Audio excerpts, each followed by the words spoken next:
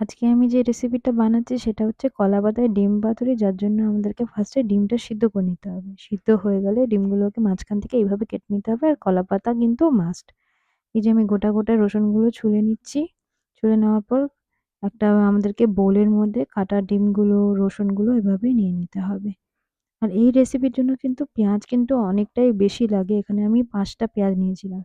তারপরে পেঁয়াজগুলো কন্টেনারে দিয়ে বলে দিয়ে তারপরে এইভাবে সর্ষের তেল দিতে হবে, নুন দিতে হবে। সর্ষের তেলটা কিন্তু একটু বেশি অ্যামাউন্টেই দিতে হবে। তারপরে কাঁচা লঙ্কা, এটা হচ্ছে পরিমাণ মতন। যে যতটা ঝাল খাবে সে এরকমভাবে কাঁচা লঙ্কাটা দেবে, কম বেশি। আমি একটু বেশি দিয়েছিলাম, কারণ আমার এই রেসিপিটাতে একটু ঝালই ভালো লাগে। এটা হচ্ছে জিরে গুঁড়োর পাউডার, এটা হচ্ছে হলুদের পাউডার, সব পরিমাণ মতো নিয়ে নেবে। আমি এখানে সব 2 চামচি করে নিয়েছি। আর একটুখানি লেবু দিয়ে দেবে। লেবুটা দিয়ে দিলে কি হয়, একটু টেস্টটা খুব ভালো হয়। অনেকটাই তান্দুরির মতন হয় এটার টেস্টটা। তারপর এগুলোকে আমরা খুব ভালো করে মিক্স করে নেব। এমনভাবে মিক্স করব যেন প্রত্যেকটা ডিমের মধ্যে যেন মসলাটা ভালো করে লেগে যায়।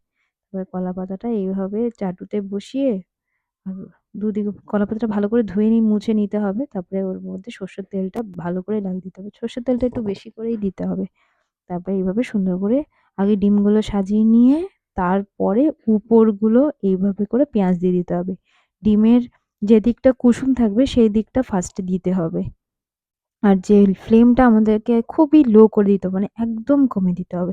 আর 20 মিনিটস পর্যন্ত আমাদের এরকমভাবে একদম লো ফ্লেমে রেখে দিতে হবে। 20 মিনিটসের পর তারপরে আমাদেরকে আবার উল্টো দিকটাও আবার এইভাবে ঘুরিয়ে 20 মিনিটস রেখে নিতে হবে।